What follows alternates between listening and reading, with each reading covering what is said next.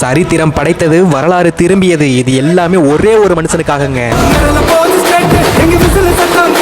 தமிழக வெற்றி கழகம்னு ஒன்று ஆரம்பிச்சு தமிழகத்தையே அரசியல் பேச வச்ச ஒரே மனிதன் நம்ம தளபதி விஜய் அவர்கள் தாங்க. ஏப்ரல் 23 வரைக்கும் யூடியூபை திறந்தா உங்கள் ஸ்டாலின், உங்களுடன் ஸ்டாலின், ஸ்டாலின் தொடரட்டும்னு வந்த ஆடுலாம்